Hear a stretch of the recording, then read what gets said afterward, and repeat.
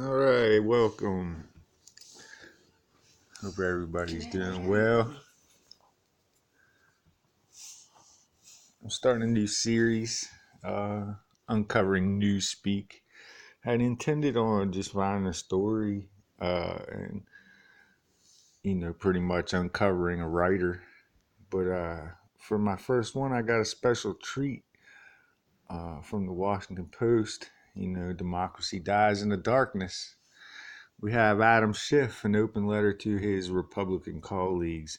And Adam Schiff is a Democrat. He represents California's 28th congressional district in the House and is chairman of the Intelligence Committee.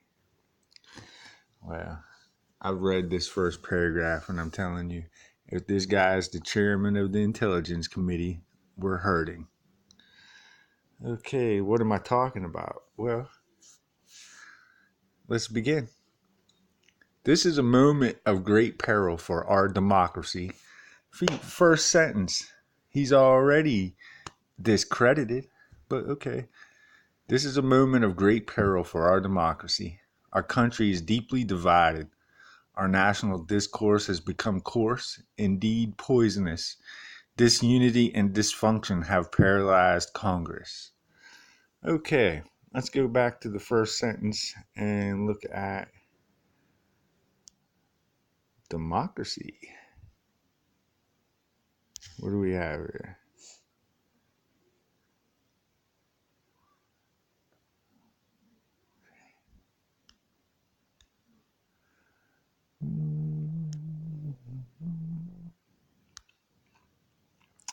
Now here's our newspeak thing that I was talking about earlier. Because we're going to look at Webster's Dictionary 1828. This is what our forefathers would have understood for democracy. Let's see. Democracy. And this is, again, let's see if I face down. Webster's Dictionary 1828. Democracy is a noun. Government by the people, a form of government in which the supreme power is lodged in the hands of the people collectively, or in which the people exercise the powers of legislation. Such was the government of Athens. So pretty much the people control everything, and it's majority rules, which doesn't sound really fair. Kind of. Okay, that's the 1828. So by this definition, our government definitely is not a democracy. But let's look at what I got here. Let's look at our public, our current democracy. What is this?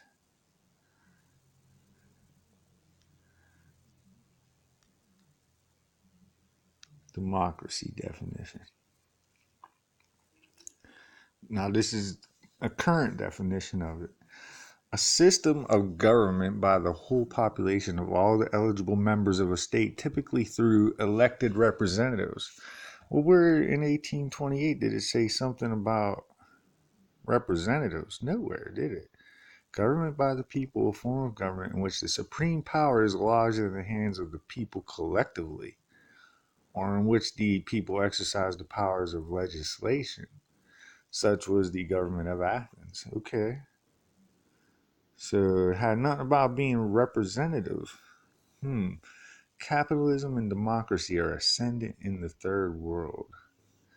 Synonyms: representative government, elective government, constitutional government, popular government. A state governed by a democracy. Well, that sure doesn't seem like the democracy of 1828. Let's see what a republic is in 1828. Republic.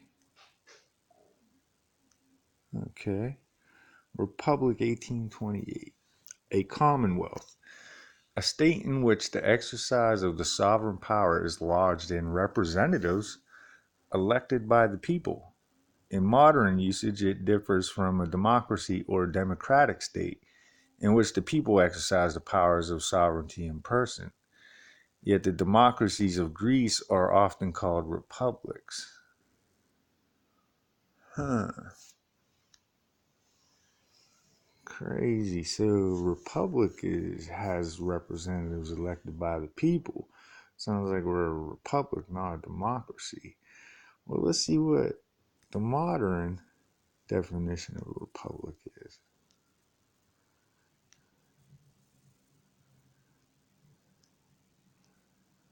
A state in which supreme power is held by the people and their elected representatives, and which has an elected or nominated president rather than a monarch. Well, that sounds like a republic. I don't know, but there's just a little bit of newspeak going on here.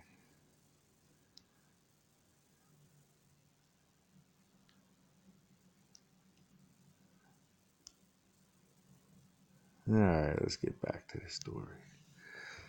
Now that Adam Schiff's been discredited because he doesn't even know what a democracy and a republic is, he says, our country is deeply divided. Not that I've noticed, but our country's national discourse has become coarse, indeed poisonous, really. Disunity and dysfunction have paralyzed Congress. Well, it has become poisonous. So like a lot of Democrats going out making false claims about these Trump supporters. Not saying I support anybody because I don't think any of the government's good, because we fund, these people that are paper and pen murderers. They just sign off on murder people around the world for what? Anyways, and you're funding it by paying taxes. So that makes you a conspirator. Well, actually, what does that make you? An accessory. An accessory to murder. So you're basically a murderer and you're going to burn in hell for it anyway. So anyway, and while our attention is focused inward, the world spins on. New authoritarian regimes are born. Old rivals spread their pernicious ideologies, and the space for freedom-loving peoples begins to contract violently. Okay, so we should focus inwardly. The world spins on, good, because, we shouldn't have our finger in everything.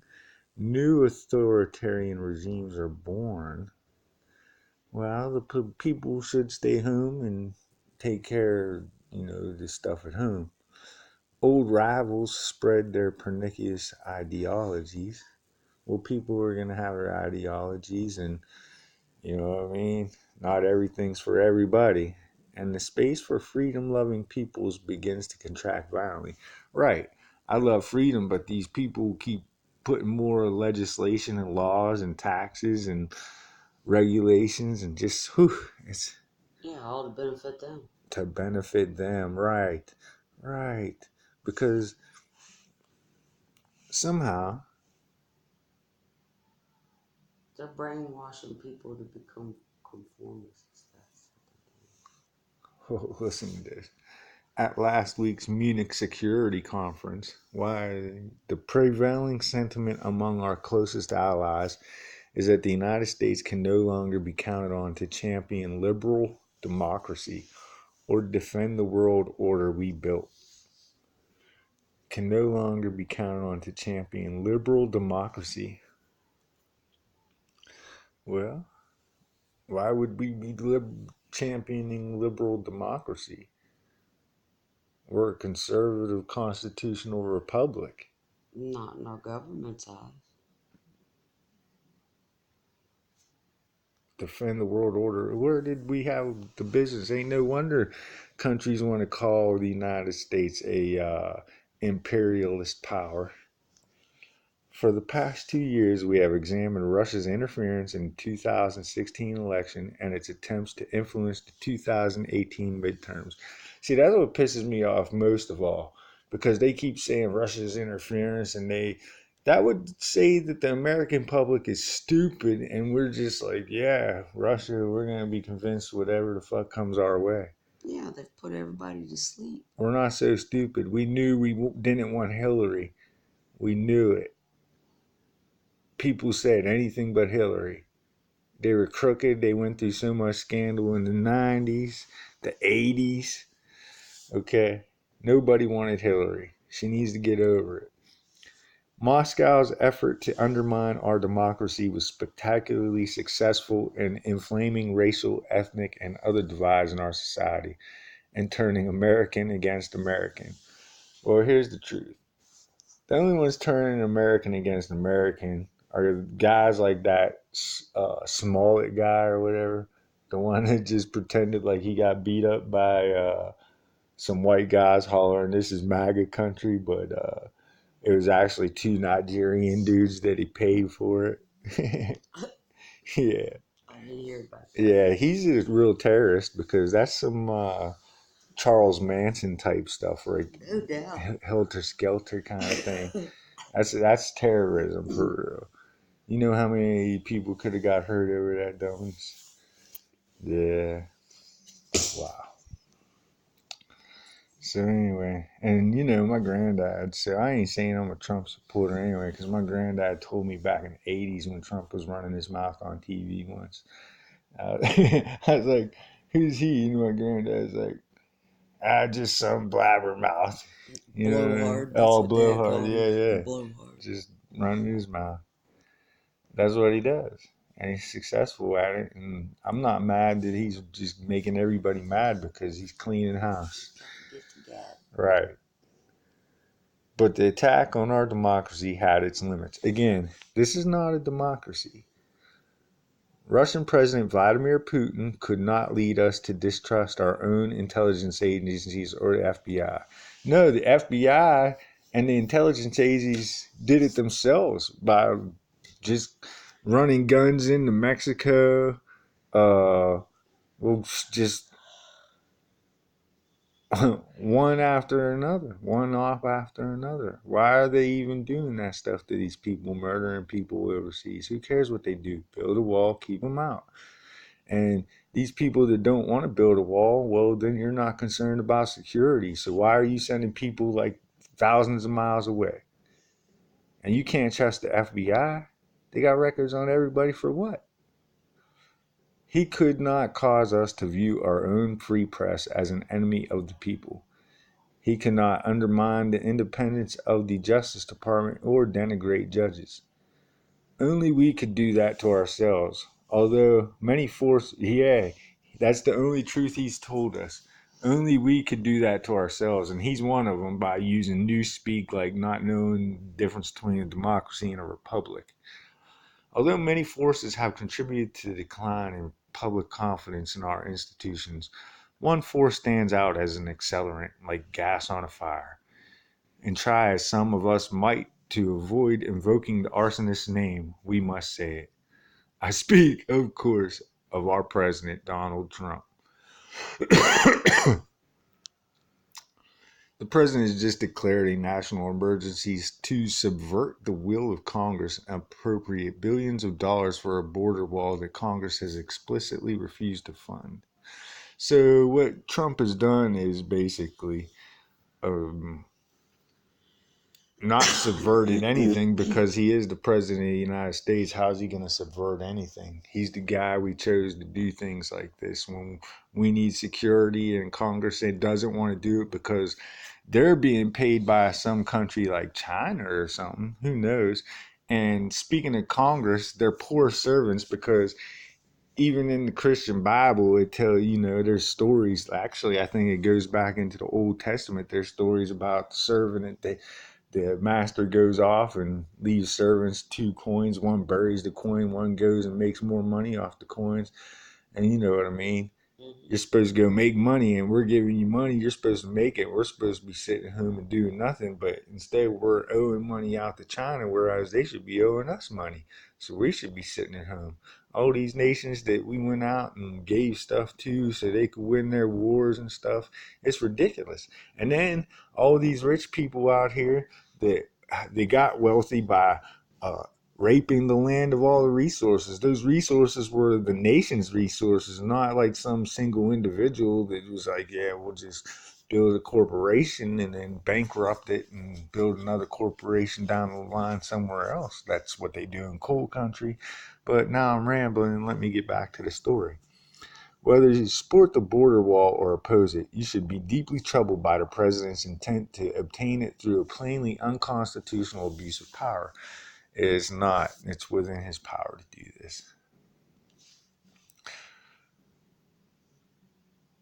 It's almost treasonous to say that we don't need the security. To my Republican colleagues, when the president attacked the independence of the Justice Department by intervening in a case in which he is implicated, you did not speak out. When he attacked the press as the enemy of the people, you again were silent. When he targeted the judiciary, labeling judges and decisions he didn't like as illegitimate, we heard not a word, and now he comes for Congress, the first branch of government, seeking to strip it of its greatest power, that of the purse. Well, Donald Trump, he is president and allowed to have a First Amendment right to free speech. Whether he can do the stuff or not is different. And everything he's done so far is illegal. He does shit logically. He doesn't do it from emotions or. Well, that's like,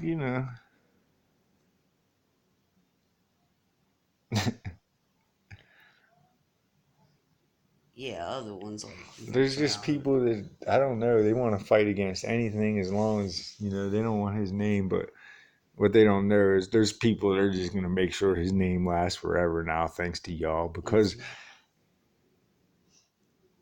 it's like Kim Jong Il probably told him this philosophy, and this is what changed Trump around. And it's like a Native American philosophy too. You're only as powerful as your most powerful enemy.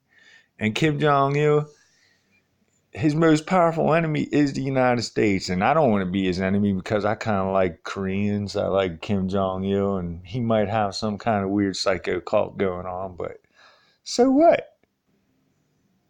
If people want to follow that, they can. It ain't none of our business. We're here in a republic trying to let people have a life of liberty and the pursuit of happiness. And that's not happening with all this over legislation and regulation and taxation. Many of you have acknowledged your deep misgivings about the president in quiet conversations over the past 2 years. You have bemoaned his lack of decency, character, and integrity. You have deplored his fundamental inability to tell the truth. But for reasons that are all too easy to comprehend, you have chosen to keep your misgivings and your rising alarm private. Look, he's from New York. You apparently don't know New York language. And that's all I gotta say about that. He's from New York. That must end. I mean, maybe it's something in the water because that's where that occasion lady, that crazy lady that's talking about some green bill, that's where she's from, New York. Something in the water. That must end. The time for silent disagreement is over. You must speak out. I'm speaking out against you because you are like intelligence chairman or something. You don't even know the difference between a democracy and what's the other thing? Republic. Public, yeah. This will require courage. That makes me mad. Does he know that what's that? Oh, I want to be smart too because it's something British, like some kind of like British thing. The Magna Carta. I wonder if what's his name? Schmidt. Adam B. Schiff. I wonder if he knows that the Magna Carta was not the United States. Does he know the difference between the Magna Carta and the Constitution of the United States? Probably.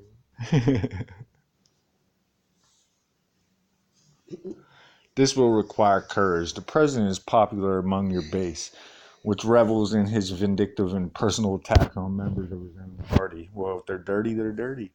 Even giants such as the late Senator John McCain. Yeah, well, McCain was like a Democrat, the king of Republican. He was weird.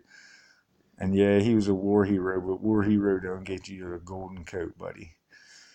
Speaking up risks a primary challenge or accusations of disloyalty. Yeah, I was just getting ready to say. I thought I heard him say that he was assassinated or that he was. Oh, that's just crazy stuff. YouTube stuff. But Really? yeah, he wasn't assassinated. He had cancer and he was old. But such acts of independence are the most profound demonstrations of loyalty to country. Most profound demonstration of loyalty to country is to quit all your crap and fucking support your president. Like whatever happened to supporting the president, whatever. Anyway, Wasn't that like a used to be it didn't considered matter. an act of treason towards your country or whatever? Yeah. Dude, I actually my thought there was. grandparents might not have been happy with the president, but they didn't go off. That's you support your president, man. What's wrong with them people? Special Counsel Robert S. Mueller III may soon conclude his investigation and report. Depending on what is in that report and what we find in our own investigations, our nation may face an even greater challenge. While I am alarmed at what we have already seen and found of the president's conduct and that of his campaign, I continue to reserve judgment about what consequences should flow from our eventual findings. I ask you to do the same. If we cannot rise to the defense of our democracy now, our republic, discredited once again, in the face of a plainly unconstitutional aggrandizement of presidential power, it is constitutional. It was Congress that signed the amendment that made such a move constitutional. Mm-hmm. What hope can we have that we will do so with the far greater decisions that could be yet to come? I don't know. With guys like you in Congress, ain't no telling what you're trying to get us into. Although these times pose unprecedented challenges, we have been through worse. The divisions during the Vietnam War and the Civil Rights Movement were just as grave and far more deadly. The Depression and the World War II were far more consequential, and nothing can compare to the searing experience of the Civil War. If Abraham Lincoln, the father of the Republican Party, could be hopeful that our bonds of affection would be strained but not broken by a war that pitted brother against brother, surely America can come together once more. But as long as we must endure the present trial, history compels us to speak and act our conscience, Republicans and Democrats alike. Well,